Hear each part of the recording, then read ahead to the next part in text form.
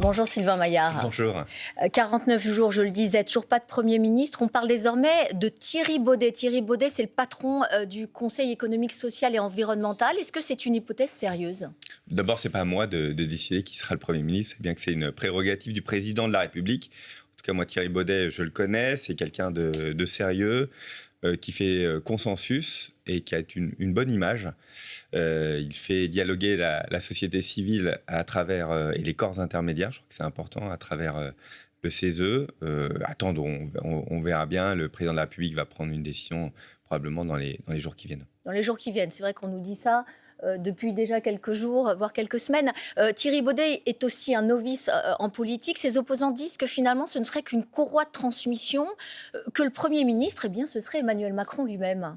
Novices en politique, beaucoup d'entre nous l'ont été un jour. D'ailleurs, tous ont été un jour. Mais on n'atterrit pas forcément directement à Matignon. Ce n'est pas à moi de défendre telle ou telle candidature, c'est le président de la République qui choisit. Je veux juste vous dire que être président du CESE, ça veut dire que vous êtes capable de dialoguer, que vous avez construit comme une carrière extrêmement riche pour pouvoir arriver à ce poste, et que forcément vous êtes quelqu'un de consensus et que vous savez trouver avec des partenaires extrêmement exigeants, je pense par exemple aux syndicats, des voies de passage et des consensus. Donc appeler Thierry Baudet un novice, je crois que c'est mal connaître la fonction. Mais choisir quelqu'un qui est issu de la société civile, est-ce que c'est pas faire ce que Emmanuel Macron rêve de faire, c'est nommer un collaborateur à Matignon? Un Premier ministre n'est pas un collaborateur.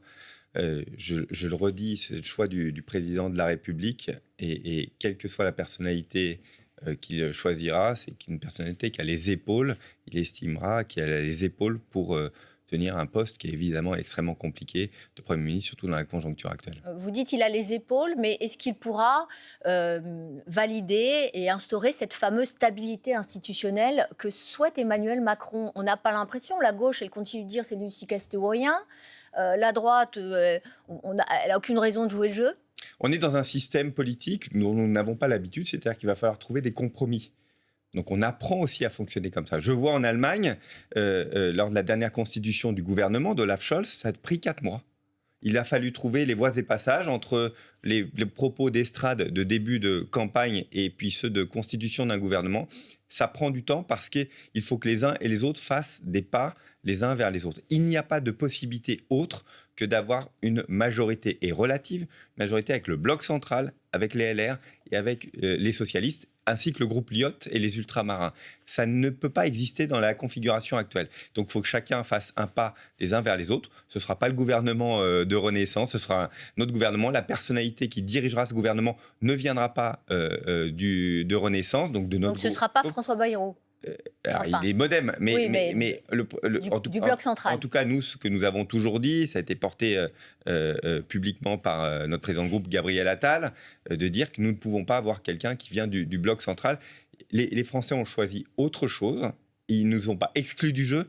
Ils ont dit, vous devez composer avec d'autres personnalités. Les Français ont notamment souhaité une autre politique, un changement de politique. Est-ce que vous pouvez nous dire ce matin qu'il va y en avoir un ? En fait, ça veut pas dire grand-chose, un changement de politique. C'est-à-dire que moi, j'ai fait campagne, j'ai été réélu aussi. Qu'est-ce qu'ils m'ont dit ?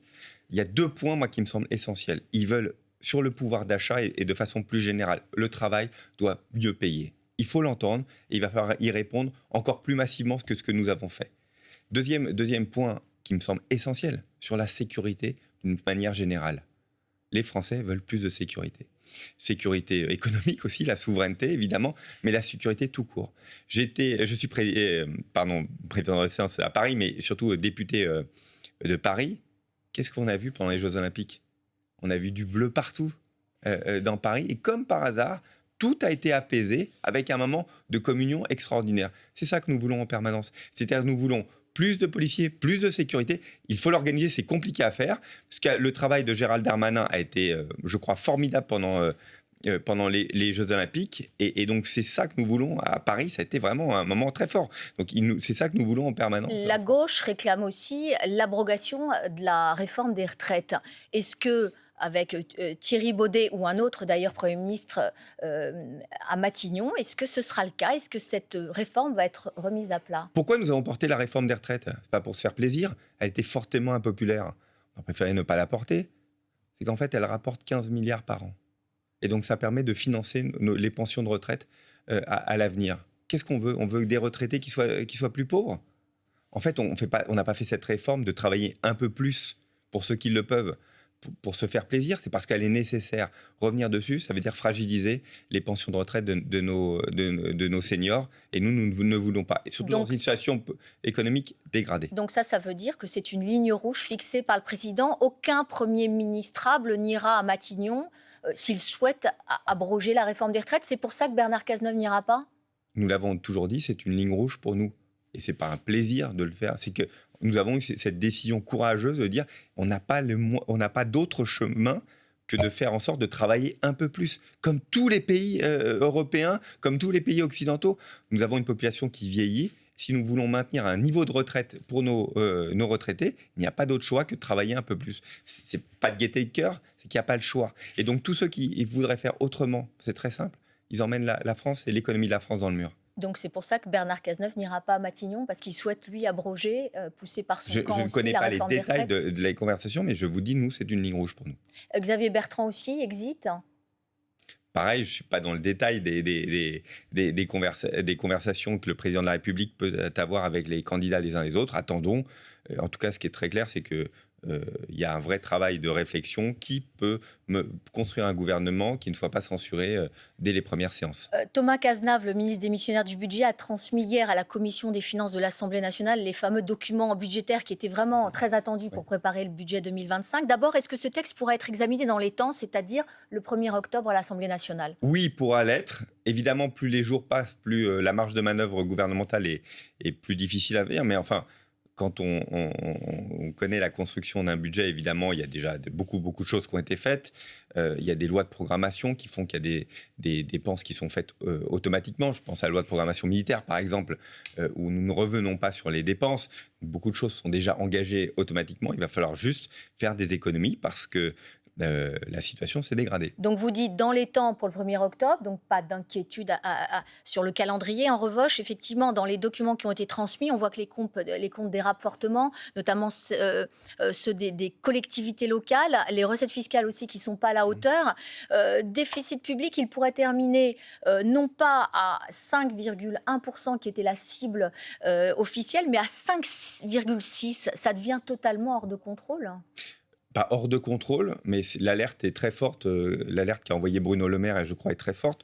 On a déjà gelé 10 milliards. Rappelez-vous, c'était fin de l'hiver dernier.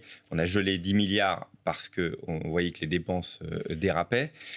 Il va falloir évidemment être extrêmement sérieux pour cette fin d'année. On a aussi quelques recettes, entre autres sur les taxes sur les énergies. Mais comment va faire un Premier ministre qu'on ne connaît pas encore dans les temps ? Quelle marge il va avoir pour trouver des économies ? Il va falloir que chacun soit responsable. Les économies, elles existent et on le sait. Il va falloir que chacun soit responsable. Elles sont où ? C'est des hausses d'impôts ? Vous avez pris un exemple, les collectivités. Il faut que chacun soit raisonnable. C'est-à-dire de faire en sorte que parfois des investissements, parfois des dépenses qui ne sont pas justifiées ou on a fonctionné autrement, que chacun prenne ses responsabilités. On voit qu'il y a vraiment un dérapage extrêmement fort au niveau des collectivités. Donc on appelle à la responsabilité des uns et des autres. Eh bien, merci Sylvain Maillard. Votre appel est lancé. Bonne journée. Merci à vous. Bonne journée à tous.